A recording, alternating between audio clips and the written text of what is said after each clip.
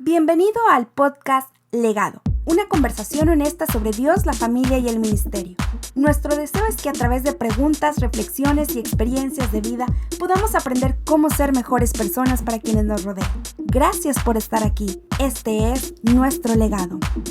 Hola, ¿qué tal? Bienvenidos a Legado. Hoy una oportunidad más, la tercera sesión, el tercer episodio de Legado, conversaciones acerca de Dios, de la familia y del ministerio, de teología, de sociedad y de liderazgo, con el pastor, mi papá, don Arturo Bernal. Hola, papá, ¿cómo estás? Bienvenido a Legado otra vez. Muy bien, estoy muy bendecido. Estoy contento de esta oportunidad que Dios y tú abren para mí. Excelente. Hemos tenido respuesta. Han estado observando algunas personas los dos episodios anteriores porque han encontrado respuestas un poquito a sus preguntas. Una persona, a ver, déjame te lo confirmo para saber el nombre, pero una persona escribió, dijo que los conoció cuando estaban en Musquis. Cuando llegaron a Musquis, sí. Dice Irma Bosques. Sí, claro. ¿Lo ubicas? Sí, claro, sí la recuerdo. Bueno, ella vio el video y manda saludos, dice, visitaron la iglesia del Nazareno en Musquis, Coahuila, las mujeres se quedaron en casa de mamá, recuerdo esas noches de bendición. Así que, te mando saludos. Claro que sí, en Musquis estuvimos, saludos. Musquis estuvieron, cuéntanos. El año 74 al 77, tuvimos 3 años. Después de que después de que nos casamos en octubre, esperamos la asamblea y después de la asamblea nos asignaron Musquis y llegamos ahí en invierno casi. Ok. Y probablemente ahí es donde conocieron a Irma Bosques. Claro, sí, claro que sí, ahí la conocimos. Creo que el esposo de ella manejaba los transportes de allí de Musquis. Órale, interesante. Y claro ¿Ella que ya sí. antes iba ya o empezó a ir con ustedes? Ya iba. Okay. Iba por su mamá de ella. Ya, perfecto. Interesante, pues le enviamos saludos a la familia Bosques o a toda la familia de nuestra hermana allá en Musquis. Qué gusto que pueda escuchar esto. Tengo una pregunta a través de la cual quiero que conversemos el día de hoy. Hay dos temas recorriendo en mi cabeza. Tengo que elegir solo uno, ya en el siguiente hablaremos de otro, pero hablaré del principio de autoridad o liderazgo hoy. El segundo tema son las crisis, pero hoy vamos a la autoridad. Tú decidiste ser pastor, estudiaste, fuiste al seminario, te preparaste, terminaste, te casaste y acabas de conectar, precisamente por eso quiero arrancar por ahí, con que al terminar la asamblea, que es un evento de nuestra iglesia del Nazareno que hacemos anualmente, un líder te manda a un lugar, ¿es así? A pastorear. Sí, claro. En ese tiempo, ¿comento? Sí, adelante. En ese tiempo, después de la asamblea en Monterrey, el superintendente de distrito era el hermano Moisés Esperilla Sánchez. Él me mandó a que me asignó a Musquis, Coahuila. Musquis había estado sin pastor. Un año el templo había estado sin pastor, la casa pastoral estaba cerrada y solamente el pastor de Palau, el hermano Canagúcico, iba a tener cultos con los hermanos. Así que fuimos asignados por el superintendente de distrito a Musquis, Coahuila. Esa fue la primera asignación. A donde quiero llegar es al principio de autoridad, pero déjame explorar en lo poquito que conozco porque es papá, pero al mismo tiempo en las experiencias que he tenido al observar a otras personas. Cuando decidiste ser pastor, entiendo que es por un llamado, pero ¿en algún momento tuviste alguna expectativa de tu ministerio? Es decir, yo quisiera ser pastor de tal lugar, tal iglesia, vivir de tal forma, en tal condición, algo así. No, lo único que deseaba era servir. No tuve una expectativa de ir a alguna iglesia en específico. Sencillamente quería estar donde fuera la voluntad de Dios. Desde el momento en que sentí el llamado y fui al seminario y me preparé, yo decidí que iba a obedecer la voluntad de Dios en el orden que Él había establecido. Así que yo me sujeté a las autoridades de la iglesia y no estaba interesado en un lugar específicamente, solamente estaba interesado en el lugar donde me asignaran servir a Dios. Ok, eso me gusta, me emociona, conozco un poco tu historia, pero déjame ponerme en otro lado, ¿está bien? Déjame indagar, así, jocosamente. Bueno. ¿Cómo un varón recién casado decide irse por la decisión de un líder religioso, es decir, alguien en autoridad, a un lugar donde no hay mucha expectativa, no sé, económica? Entiendo que la pasaron difícil al inicio, ¿no? Entonces, ¿cómo alguien como tú encuentra el principio de autoridad correcto y entiende que esa es la voluntad de Dios? Porque aparte, bueno, ahorita trataremos de explorar otros cambios pastorales que tuviste. Entiendo que fuiste a la Huasteca y entiendo que te movieron a Nuevo Laredo y estuviste en Rosita. Es decir, cuando al jefe, hablando administrativamente, superintendente se llama nuestra denominación, tomaba la decisión, tú obedecías. ¿Es así? Sí, así era. Okay. Así fue siempre.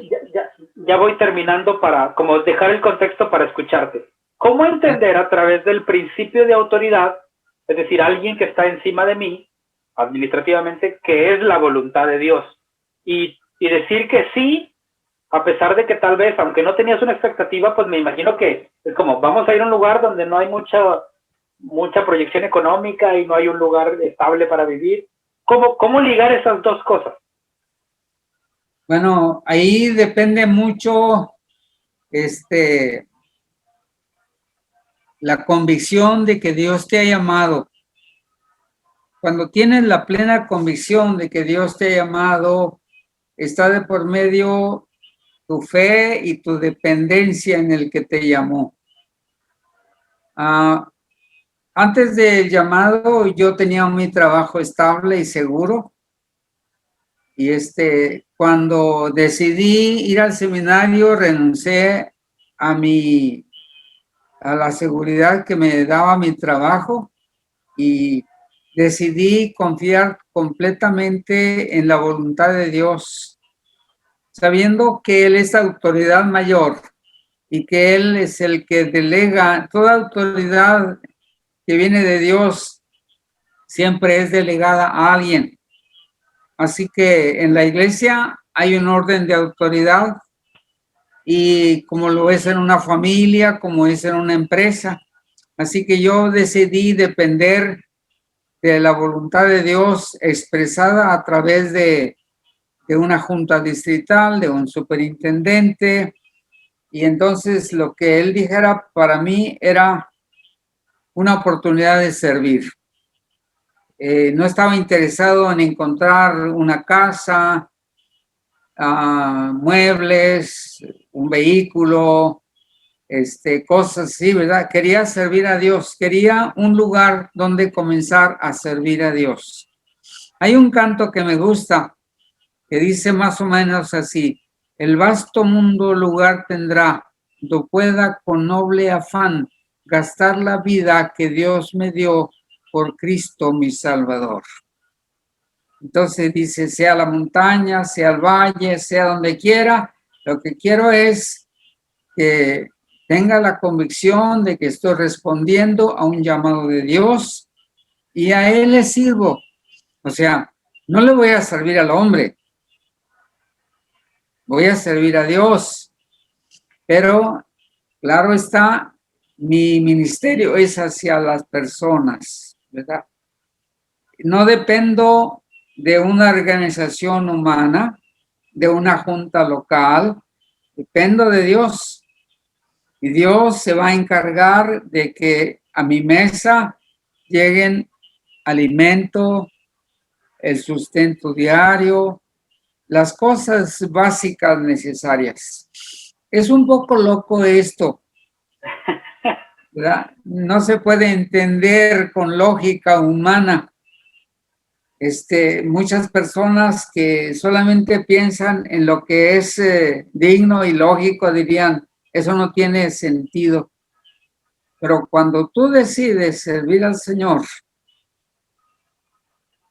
lo que quieres es eso, una oportunidad de servir, una oportunidad de compartir, de dar testimonio, de declarar que puedes confiar en el Dios que te llamó. Y realmente es eso, ¿verdad?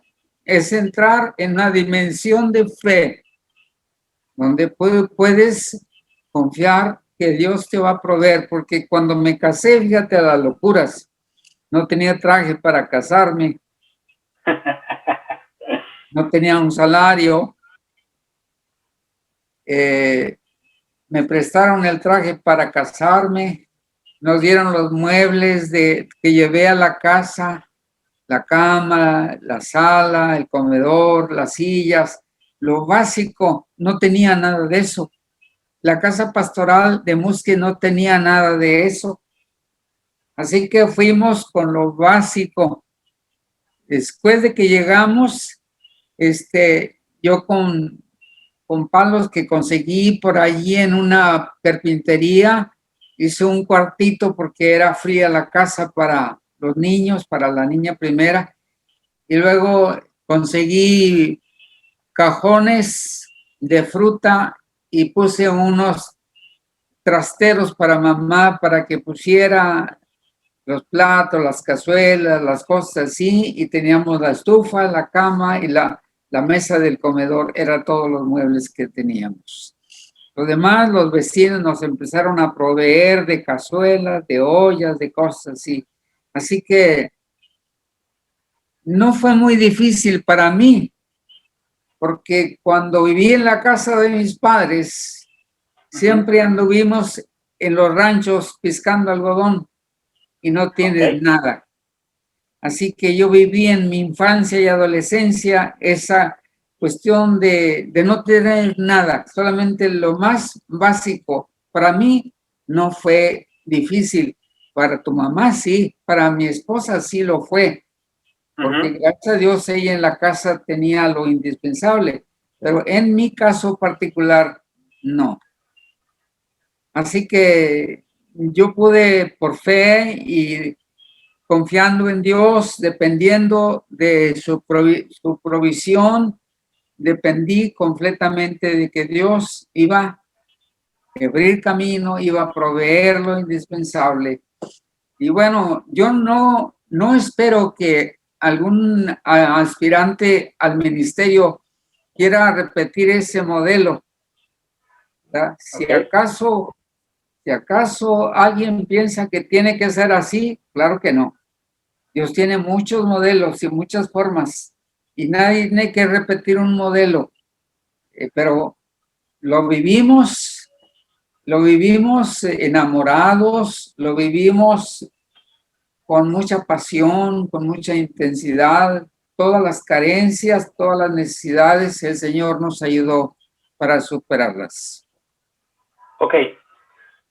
Déjame explorar nuevamente en entender la voluntad de Dios a través de los líderes. Porque bueno, llegaste a Musquis, hacen eso, se acondicionan lo mejor que pueden, y cuando llegan a una pequeña estabilidad, el líder decide cambiarlos. Sí, después de 3 años, la iglesia creció, la escuela dominical, y nosotros teníamos la congregación más próspera de la región carbonífera, con asistencia y económicamente. Antes las iglesias las sostenía el Misión Mundial, La organización, ajá. Organización Mundial, Misiones Mundiales.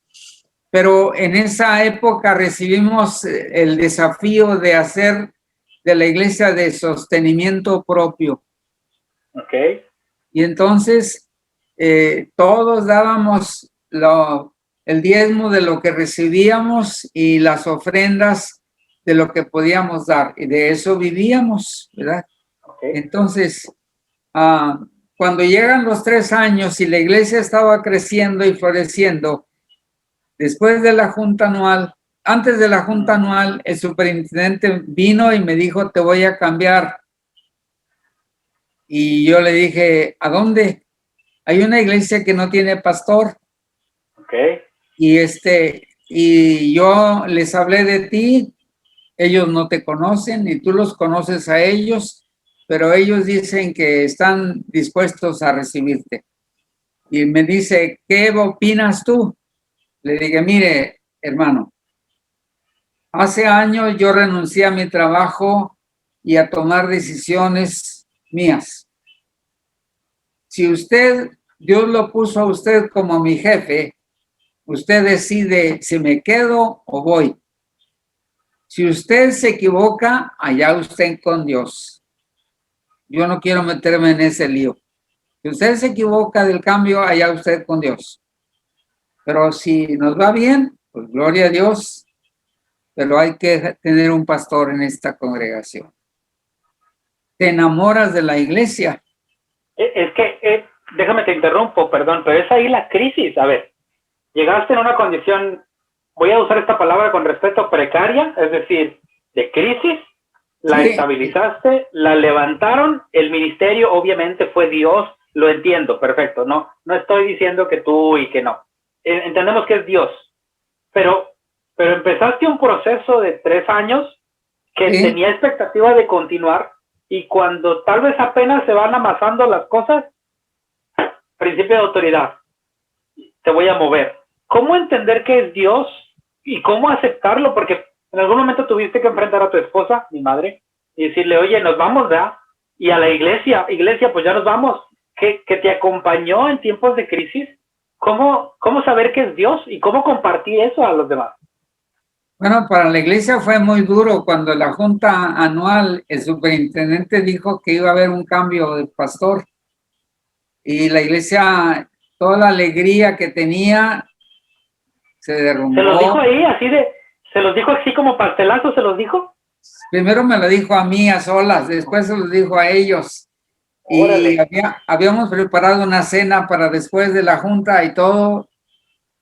Se acabó en lugar de una cena de celebración, fue una cena de despedida, casi. Sí. Y entonces, pero para esto, yo le había dicho, mire, yo decidí servir a Dios y ahora yo no quiero hacer mi voluntad, yo quiero hacer la voluntad de Dios. Yo soy parte del cuerpo ministerial de distrito. Cuando me dieron una licencia, esa es la primera que me dieron, fue cuando era seminarista en el año 72. Después, ya siendo pastor, cada año te renuevan una licencia de ministro por 1 año. Y entonces, en el año 76, 2 años después de estar allí, recibí las sagradas órdenes por el doctor Reyhouse. Entonces ya era presbítero. Y entonces, pero soy parte de un cuerpo ministerial de distrito. Y el pastor, cuando es parte de un cuerpo ministerial, debe estar sujeto al orden de la iglesia. Eso es administrativamente. Ahora, si tú quieres estar en orden, el orden de la iglesia administrativamente, formas parte de un cuerpo ministerial donde hay una junta de credenciales, una junta de consultora, una junta ministerial de diferentes áreas y un superintendente que es la cabeza del distrito. Él es la máxima autoridad en el distrito. Y entonces, en alguna manera, tú tienes conciencia de que si quieres estar en orden en la iglesia tienes que estar bajo autoridad. Mientras que tú estés bajo autoridad, tú tienes autoridad de Dios, tienes autoridad moral, espiritual y de Dios.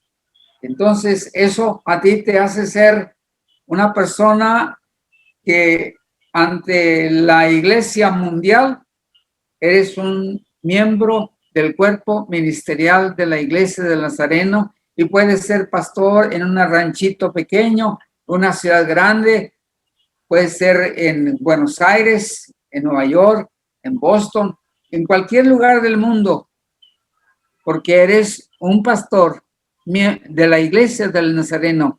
Y si alguna iglesia de algún lugar del mundo te llama y tú oras y te convences que Dios te está llamando, entonces tú dices, aquí estoy, Señor, aquí o allá, donde tú quieras, voy a servirte.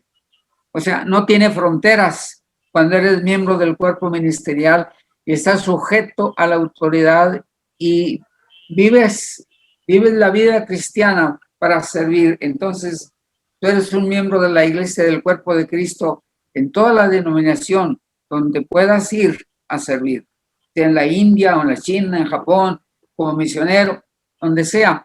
Eres un miembro de la iglesia del Nazareno a nivel internacional, ¿verdad? Y no tiene fronteras. No sé si entonces, eso...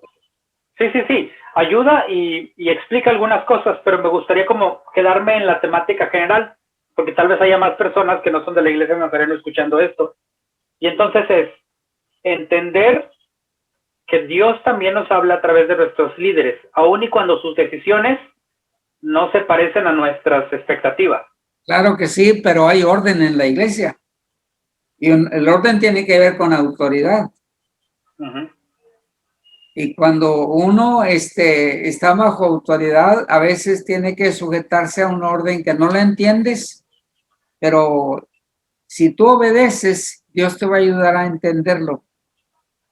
Ya sea que Dios te va a utilizar para cambiar los modelos o para adaptarte y entender cómo se trabaja en otras formas, en otras áreas que no conoces, porque siempre estamos creciendo. Como pastores siempre estamos creciendo espiritualmente, no solamente en nuestro entorno, sino en nuestro distrito, en nuestro país, fuera del país. Estás creciendo espiritualmente, socialmente, sociológicamente, culturalmente, vas entendiendo la historia, la iglesia y el orden que Dios tiene para la iglesia local y la denominación. ¿Qué le dirías a un amigo pastor que está viviendo esto? Déjame te cuento y se parece mucho a lo que tú viviste. Lo mandaron a una ciudad complicada, a una iglesia no en crisis, pero sí que a partir de que llegó él comenzó a levantar. Inclusive compraron el terreno del templo, empezaron a trabajar, enfrentó la pandemia y semanas atrás le dan la decisión de que lo van a cambiar después de 7 años cuando estaba listo para empezar más proyectos. ¿Qué le dirías a ese pastor desde tu experiencia aceptando la autoridad y los cambios que existen? ¿Y qué le dirías a la iglesia que se queda? Bueno, primero que la iglesia es del Señor y en la iglesia del Señor hay orden. Y que quien se sujeta al orden de la iglesia como organización o cuerpo de Cristo en la iglesia local tiene autoridad de Dios. Y que el hecho de que le están dando otro campo de trabajar no lo debe ver como un castigo, sino como una oportunidad de crecer en otra área. Porque si es un reto, entonces tiene que orar, ayunar y depender completamente del Señor. Porque Dios no te llama porque sabes predicar o porque te gusta ser pastor. Si te gusta ser pastor y piensas que Dios te llamó por ser un buen pastor, Dios no te llamó. Dios llama a gente que no conoce lo que va a hacer. La Biblia dice que lo vil y lo menospreciado y lo que no es, escogió Dios para avergonzar lo que a veces se piensa que es. Entonces Dios, cuando yo le sirvo al Señor de corazón, mi vida está en sus manos, soy un instrumento en las manos de Dios y puede llamar a un evangelista al desierto porque hay un funcionario de una reina que está leyendo la Biblia pero no la entiende. O puede llamarte a diferentes lugares donde tú vas a ser un instrumento en las manos de Dios. Pero entonces no tengo por qué pelearme con Dios. Tengo que decirle, gracias Señor por esta oportunidad de confianza, ¿verdad? Y aunque yo tenga preocupaciones y tristeza y angustia y todo eso por la gente que amo en ese lugar, mi corazón está dolido, quebrantado, pero la Biblia dice que el corazón contrito y humillado, Dios lo escucha, Dios lo dirige, Él lo apoya, Dios lo usa para levantar su nombre entre personas y lugares donde no se entiende la voluntad de Dios. Entonces yo desde mi perspectiva y experiencia diría que si alguien está pensando que lo están castigando, no pienses que es un castigo de Dios, es una oportunidad que Dios te da para servir en otro entorno, para servir en otra manera, tal vez para entender otro modelo ministerial, donde Dios quiere que tú seas el líder espiritual que tiene la visión de Dios para comenzar el trabajo del reino de los cielos. Ok, tal vez no es como castigo, tal vez simplemente es una noticia triste, que es lo que tal vez también pienso que también la iglesia como contigo sintió. ¿Qué le dirías a la familia y a la iglesia que experimentarán este cambio a través del liderazgo de Dios, a través de los líderes y autoridades? Dios es tan interesante en su forma de ser que a veces la iglesia forma al pastor. Una iglesia local forma a un pastor novato. Cuando el pastor llega recién empacado del seminario, no sabe nada de lo que es la vida de una iglesia, de lo que significa vivir por fe, haciendo la voluntad de Dios. Entonces, la iglesia nos va formando, la congregación forma al pastor y el pastor forma la... Es una situación de mutuo crecimiento. La Biblia nos habla de pastores como Aquila y Priscila y otros personajes que vivieron con San Pablo, ¿verdad? Que la iglesia les ayuda a entender mejor el evangelio. Y Apolos, ¿verdad?, era un tremendo predicador y los hermanos lo llevaron y le enseñaron más perfectamente el evangelio. Así que a veces la iglesia nos enseña a crecer en algunos aspectos de la vida ministerial que nosotros no lo habíamos entendido. El pastor ayuda a la iglesia y la iglesia hace crecer al pastor. Así que cuando una iglesia tiene un solo modelo, 5 años, 10 años, 15 años, 20 años, 30 años, más, menos, tiene un solo modelo. Y no estoy aquí para juzgar a nadie, pero a la iglesia la enriquecen los diferentes modelos pastorales. No todos serán buenos, pero para una congregación tener diferentes modelos pastorales entiende a valorar realmente un ministerio que puede ser de bendición para la congregación interna y la comunidad donde vive. Así que la iglesia forma al pastor, el pastor forma la iglesia, pero los líderes también, los líderes fuera de la iglesia, cuando tienen visión, hacen que los pastores crezcamos. A veces el cuerpo ministerial se quede estancado y a veces puede llegar a ser que hay un letargo espiritual porque no hay visión distrital. Cuando nuestros líderes no tienen visión, la obra se estanca, la obra no crece. Cuando Dios levanta a un líder con visión y es un siervo de Dios, entonces la iglesia crece. Y Dios está levantando ministerios y pastores con mucha visión, con mucha unción. Y la iglesia crece aquí y allá y allá y allá.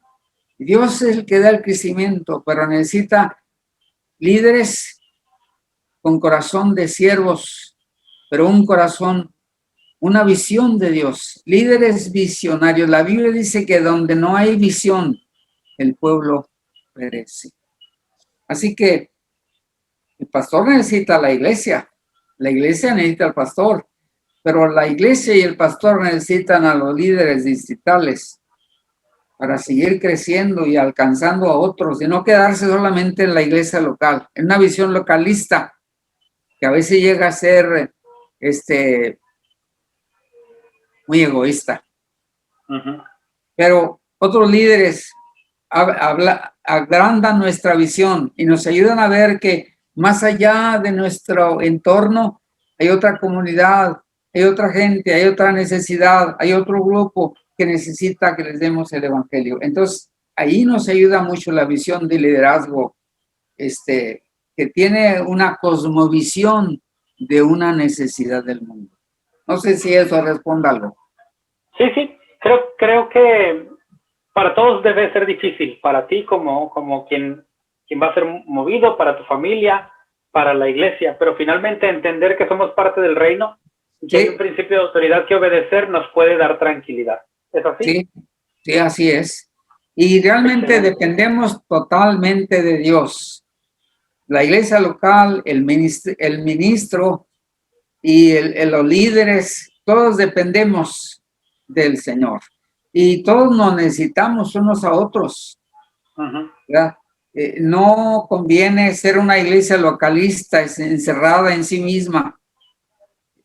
Yo lo comparo con el pasaje de Juan 10, donde dice que Jesús es el buen pastor y Él es la puerta y Él es el pastor y las ovejas tienen un redil o aprisco y las ovejas necesitan ovejas, pero necesitan al aprisco y necesitan al pastor y necesitan alimento.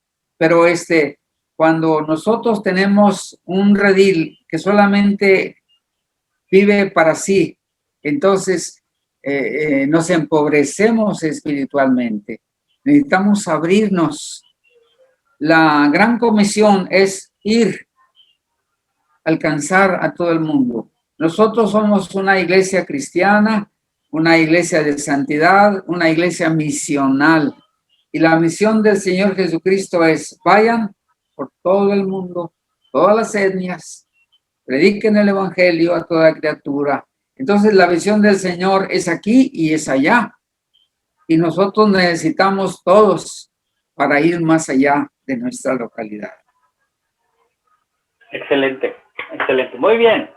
Pues vamos a cerrar esta conversación. Tendremos que retomarla en el siguiente episodio.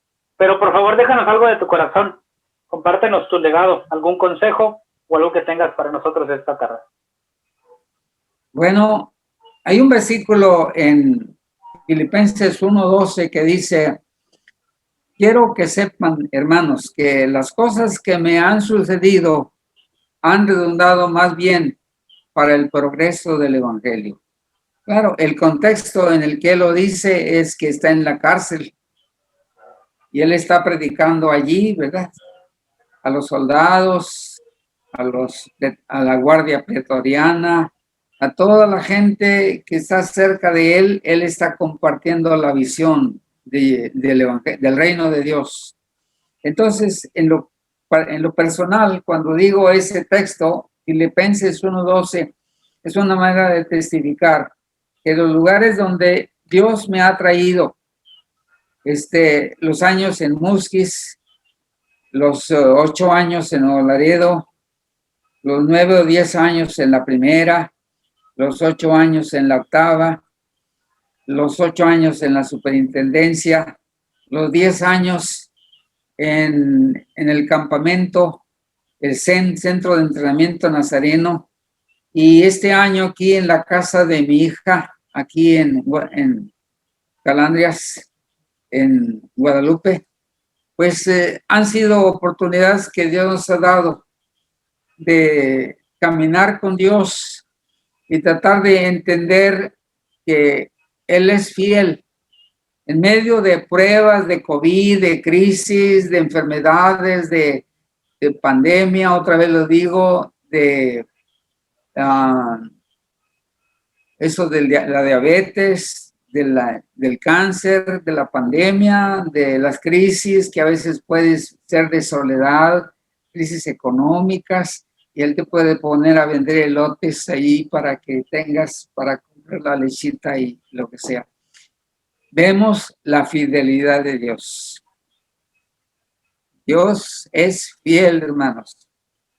Podemos confiar en Él todos los días que Él nos quiera dejar vivir y estar preparados para decirle, Señor, si quieres que siga dando testimonio de tu amor, de tu gracia, de tu fidelidad, ayúdame a hacerlo con gozo, con alegría.